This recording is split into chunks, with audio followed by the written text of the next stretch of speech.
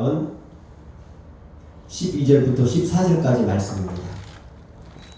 시편 25편 12절부터 14절까지의 말씀으로 이 아침 우리가 말씀을 나누겠습니다. 우리 다 같이 한 음성으로 교독하시겠습니다. 여호와를 경외하는 자가 누구냐? 그가 택할 길을 그에게 가르치시리로다. 그의 영혼은 평안을 살고 그의 자손은 땅을 상속하리로다. 여호와의 친밀하심이 그를 경외하는 자들에게 있으며 그의 연약을 그들에게 보이시리로다. 아멘. 네, 거듭겠습니다. 아멘. 잠깐 기도하시겠습니다. 좋으신 하나님 감사합니다. 귀한 믿음 주시고 또 이 아침에 하나님을 예배드릴 수 있는 은혜 허락해 주셔서 감사합니다. 하나님, 이 시간에 말씀을 들을 때에 이 말씀이 사람의 말로 들려지지 않게 해주시고 온전히 하나님의 음성으로 들려지는 은혜가 있게 하여 주시옵소서. 부족한 종의 입술을 하나님께 의탁합니다. 하나님, 부족한 종의 입술을 붙들어 주시어서 온전히 성령의 말하게 하심 따라 하나님의 말씀만 대언하게 하여 주시옵소서. 또한 하나님, 이 자리에 있지 못한 우리 주야교회 성도들 어디 있든지 이 시간을 기억하게 하시고 있는 곳에서 하나님께 영광이 되게 하여 주시옵소서. 예수님의 이름으로 기도드렸습니다. 아멘.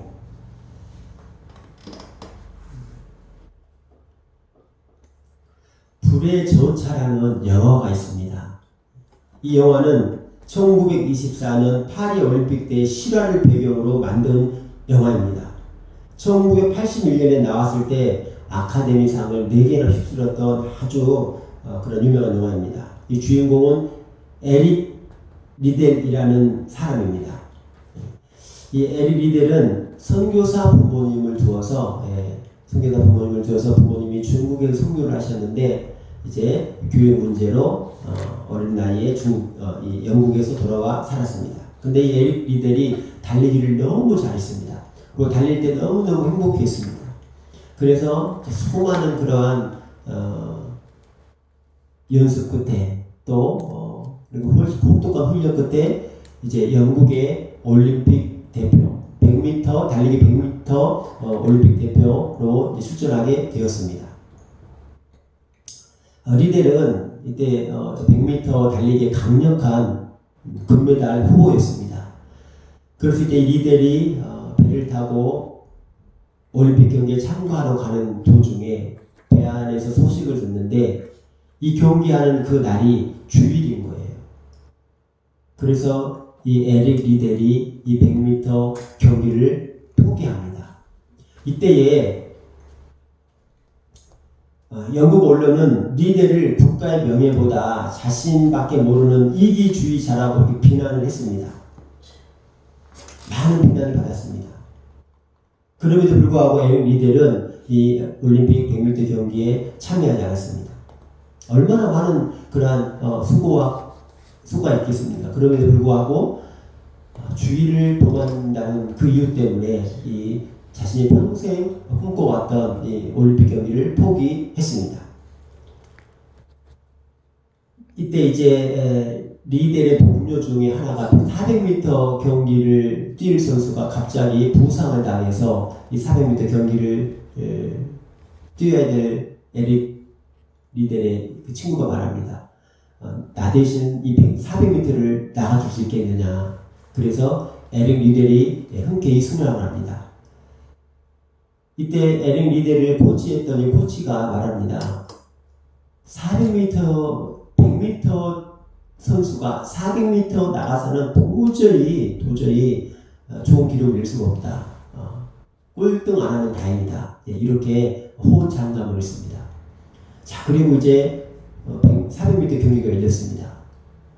그런데 에릭 리델이 400m에서 금메달을 따게 됩니다. 기적이에요. 이 단거리 선수가 400m 금메달을 딴다는 것은 기적입니다. 그래서 많은 기자들이 찾아와서 에릭 리델에게 인터뷰하면서 물어봅니다. 아니, 어떻게 해서 400m에 승리하게 되었습니까? 물어봤더니 100m는 제 힘으로 달렸습니다. 그렇지만 나머지 300m는 주님께서 주신 힘으로 달렸습니다. 이렇게 고백했다고 합니다. 그 후에 이제 이 올림픽 영웅으로서의 모든 어떤 그러한 영광을 다 뒤로 하고 다시 이 에릭 리델은 중국 선교사로 나가게 됩니다. 중국 선교사로 나가 있을 때 중일 전쟁이 터집니다. 그래서 감옥에 갇히게 되죠. 얼마나 많은 그런 힘든 시기를 겪었나 몰라요. 근데 그 안에서도 에릭 리델은 자신보다 더 병약한 사람들을 돌봅니다. 먹을 걸 나눠주고 자신이 덮고 있던 이불을 덮어주고 자신 옷을 나눠주고 이렇게 감옥 생활을 했습니다. 그러다가 전쟁이 끝나갈 무렵 1945년 2월 21일 그가 43살 때에 그가 감옥 안에서 죽음을 맞이합니다. 그때에 온 스코틀랜드 사람들이 그를 애도했다고 합니다. 리델은 진정으로 하나님을 경외하는 그러한 사람이었습니다. 에릭 리델과 함께 수용소에 있었던 훗날 미국 시카고 대학의 랭던 킬키라는 교수가 있습니다. 이 교수가 이렇게 감옥 생활을 하면서 썼던 것을 책으로 남겼는데 그 책에 이렇게 이런 기록이 있습니다. 세상에서 성자를 만나볼 행운을 갖기란 그리 쉬운 일이 아닐 것이다. 그런데 나에게 그런 행운이 슬며시 다가왔다. 그 이름은 바로 에릭 리델이다. 이렇게 고백했다고 합니다. 에릭 리델은 오직 하나님만을 경외하는 삶을 살아 수많은 믿음의 사람들에게 큰 감동과 도전을 주었습니다. 오늘 이 시간에는 여호와를 경외하는 자의 복이라는 제목으로 말씀을 나눕니다.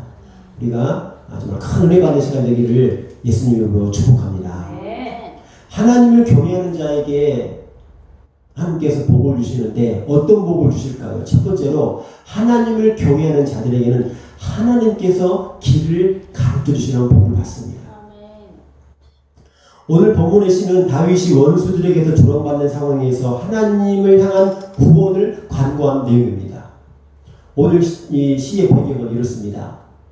다윗의 아들 압살롬이 아버지를 반역해서 다윗이 신발도 제대로 신지 못하는 그렇게 갑자기 위급한 상황을 맞이해서 피난을 떠납니다. 그리고 피난 가운데 그 처절한 그 비참한 가운데 쓴 이 시가 바로 이 시편 25편의 시입니다. 자신의 충신이었던 아히도벨과 압살롬의 반란으로 왕궁을 쫓겨나서 도망다니면서 지었던 시가 바로 오늘 이 시입니다. 오늘 말씀에 여호와를 경외하는 자 누구냐라고 말씀합니다. 12절 말씀. 여호와를 경외하는 자가 누구냐? 여호와를 경외하는 자 누구냐? 경외한다라는 말은요, 히브리어로 야라라는 뜻입니다. 이 뜻은 두려워하다, 공경하다, 존경심을 갖다 이런 의미입니다. 그래서 무섭고 두려움에 떨리는 것도 있지만 정말 하나님을 공경한 거룩한 흠없는 그 하나님을 거룩함으로 두려워한다는 그런 의미입니다. 이 여호와께서는 하나님에게 경외하는 자들에게 복을 주신다고 오늘 말씀하십니다. 여러분, 하나님을 경외하십니까? 정말 시대에 많은 우리 크리스천이라고 하는 사람들이 정말 하나님을 경외하는 삶을 살아가고 있을까요? 왜 우리 기독교가 사람들에게 기독교라는 소리를 듣고 어디 나가면 목사라는 거 말하는 것이 부끄럽고 숨기고 싶고 왜 이렇게 됐습니까? 우리 믿는 사람들이요, 하나님을 경외하지 않기 때문이에요. 얼마나 많은 기독교의 그 고위 인사들이 하나님 얼굴에 정말 먹칠하는지 모릅니다. 왜 그러려고? 그 안에 하나님을 경외하는 마음이 없기 때문입니다. 여러분, 우리 예배도 마찬가지예요. 우리 예배가 늘 하나님을 경외하시길 바랍니다.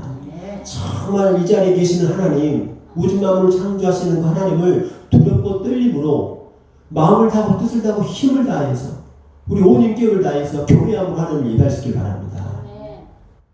이런 자에게 하나님께서 복을 주신다는 거예요. 어떤 복을 주십니까? 첫 번째로 11절 다 같이 읽겠습니다. 시작.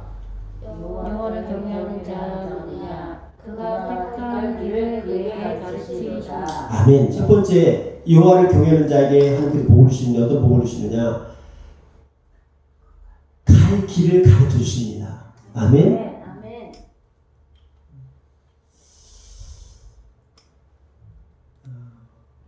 세상에는 우리가 살아가면서 많은 길이 우리 앞에 놓여 있습니다.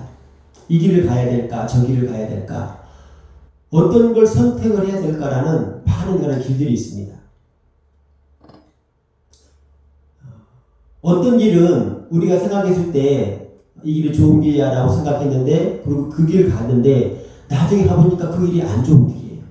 반대로 이 길은 좋은 길이 아니라고 생각했는데 나중에 가서 보면 그 길이 좋고 옳은 길이 였을 때가 이렇게 있습니다. 그런데 하나님께서 우리의 앞길을 가르쳐 주신다고 말합니다. 얼마나 한 치 앞도 우리가 이 앞길을 내다볼 수가 없잖아요. 그럴 때 하나님께서 우리 앞길을 가르쳐 주신다고 말씀합니다. 준영이를 군대에 이제 보내러 이렇게 가면서 제가 길을 잘못 들어가지고 하나 더 가서 톨게이트를 빠져나갔어요.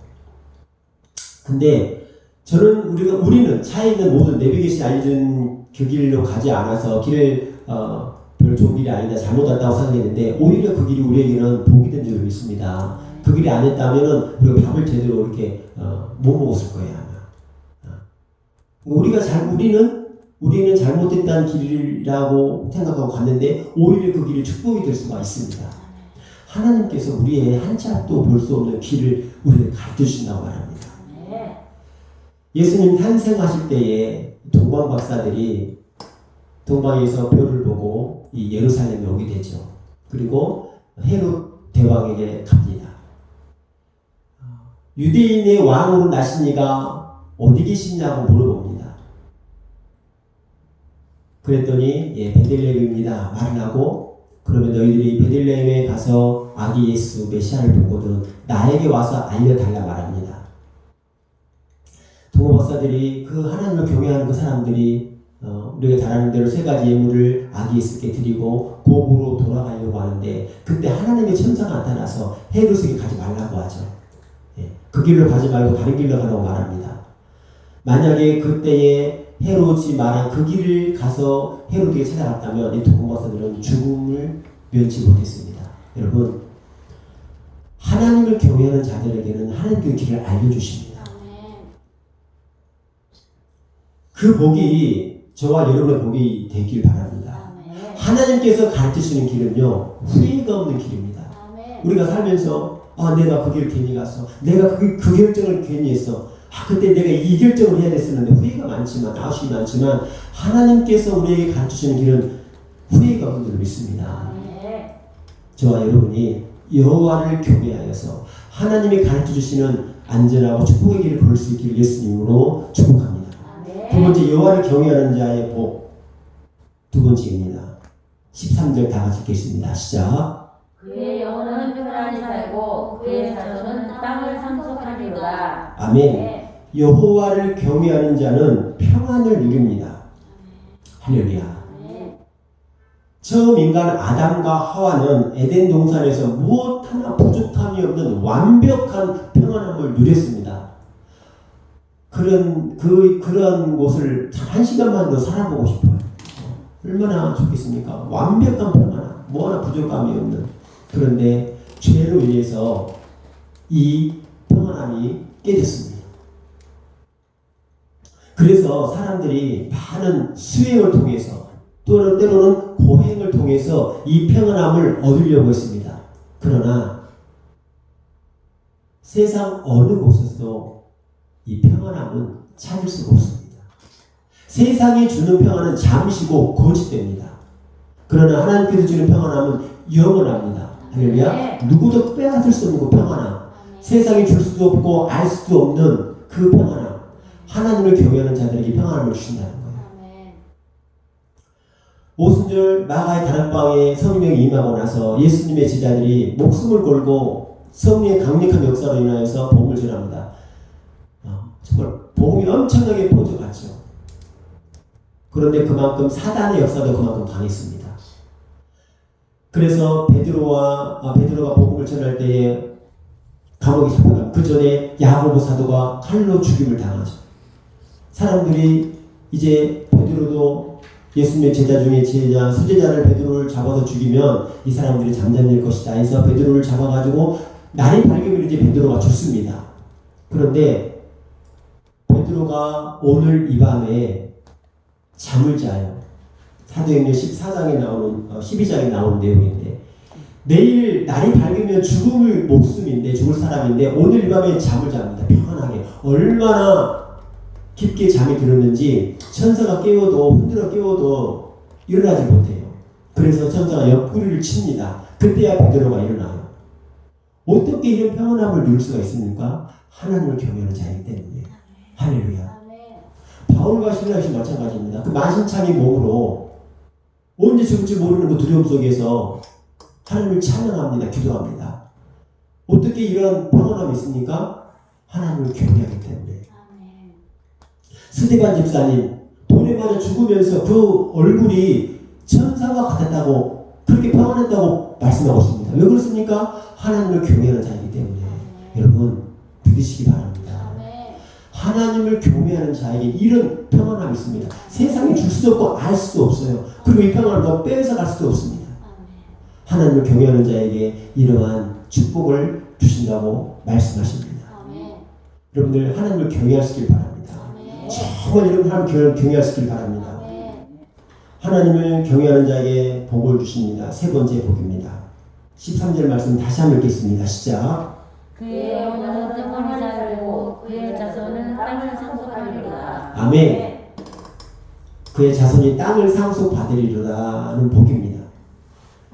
먼저 여호와를 경외하는 자는 자손의 복도 받습니다. 이스라엘 백성들에게는 자녀가 곧 복이었습니다. 시편 127편 3절에 이렇게 말씀합니다. 보라, 자식들은 여호와의 기업이요 태의 열매는 그의 상급이로다. 반대로 자녀가 없는 것은 큰 수치요 모욕이고 멸시를 여겼습니다. 그래서 창세기 16장 4절에 보면 아브라함이 하갈과 동침하였더니 하갈이 임신함에 그가 자기 임신함을 알고 그 주인 사라를 멸시하였더라 이렇게 말합니다. 그러니까 아기가 없는 사람은 멸시받고 천대받고 조롱받는 게 당연한 거예요. 저주받았다고 생각했습니다. 한나도 그랬죠. 분인나에게 그렇게 멸시를 받았습니다. 그런데 여호와를 경외하면 하나님께서 자녀의 복을 주십니다. 할렐루야. 자, 그리고 그 자녀가 땅을 기업으로 받습니다. 땅을 상속받습니다. 이스라엘 백성들에게 이 땅을 상속받는다라는 것은 곧 축복을 의미합니다. 이스라엘 농경사회에서 이 땅이라는 것은요, 꼭 부의 상징이었습니다. 성경에서 말하는 그 땅은 우리가 잘 아는 젖과 꿀이 흐르는 가나안 땅을 의미하죠. 그 땅을 주시겠다는 것입니다. 영적인 의미는 하늘 가나안 천국을 주시겠다는 그러한 말씀입니다. 우리의 자녀가 이 땅에서 복을 받을 뿐만 아니라 내세에도 복을 누린다는 말이에요. 우리가 하나님을 경외할 때. 할렐루야. 저는 우리가 하나님을 경외하여서 우리가 이 땅에서 복을 받을 뿐만 아니라 우리의 자손, 손손, 자자손손이 하나님께 이러한 복을 받아 누릴 수 있기를 예수님으로 축복합니다. 마지막으로 여호와를 경외하는 자에게 하나님께서 주는 복입니다. 14절입니다. 시작.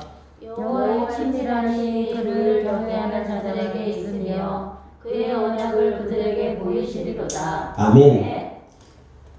여호와를 경외하는 자에게, 하나님을 경외하는 자에게 하나님의 복을 주시는데 어떤 복을 주시느냐? 친밀함의 복을 주십니다. 하나님과의 친밀함의 복을 주시는 거예요. 히브리어로 친밀함이라는 뜻은 소드라고 하는데 이 뜻은 은밀한 만남, 비밀한 논의라는 뜻으로 친구 간의 은밀한 대화를 말합니다. 비밀스러운 얘기를 말하는 거예요. 하나님께서는 자신을 경외하는 자들에게 이 비밀하고 은밀한 그러한 대화를 하신다는 것입니다. 이렇게 친절하게 만나주신다는 것입니다. 모세는 여호와와 더불어 친구같이 이야기를 나누었다고 말합니다. 출애굽기 33장 11절 말씀 이렇게 말씀하고 있습니다. 사람이 자기의 친구와 이야기함 같이 여호와께서는 모세와 대면하여 말씀하시며 라고 말씀하고 있습니다.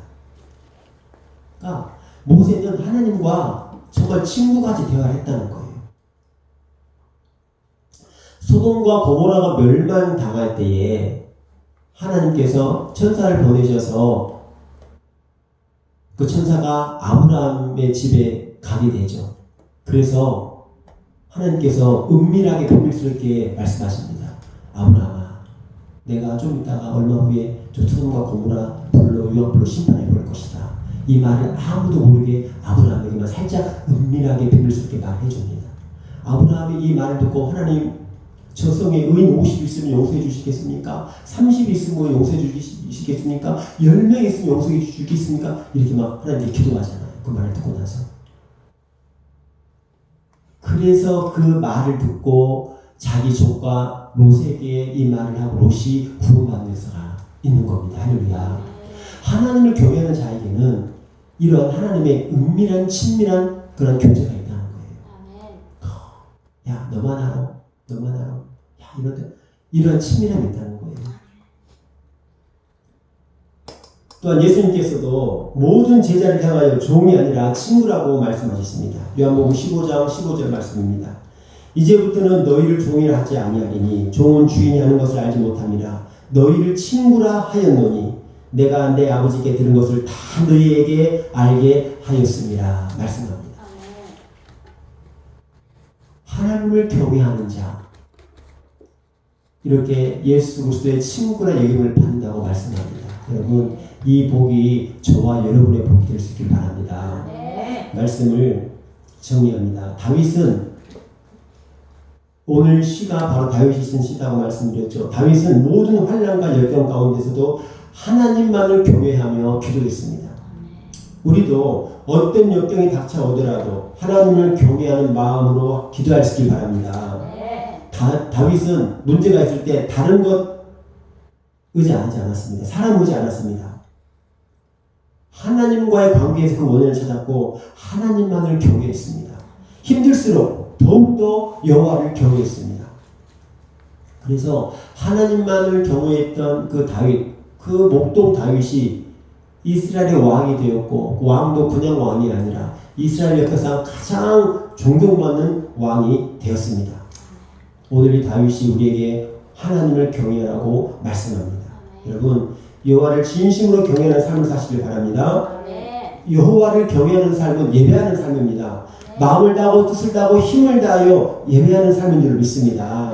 우리의 삶 자체가 예배하는 삶 되길 바랍니다. 그래서 정말 한 치 앞을 알 수 없는 우리의 인생길을 걸어갈 때에 하나님께서 우리를 길을 지켜주시고 가르쳐주시고 또 하나님만을 경외해서 정말 세상이 줄 수 없는 평안함을 누리고 자녀가 복을 받고 마지막으로 하나님과 친밀함을 누릴 수 있는 저와 여러분이 다 되실 수 있기를 예수 그리스도의 이름으로 축원드립니다. 다 같이 말씀을 생각하시면서 우리 기도하시겠습니다.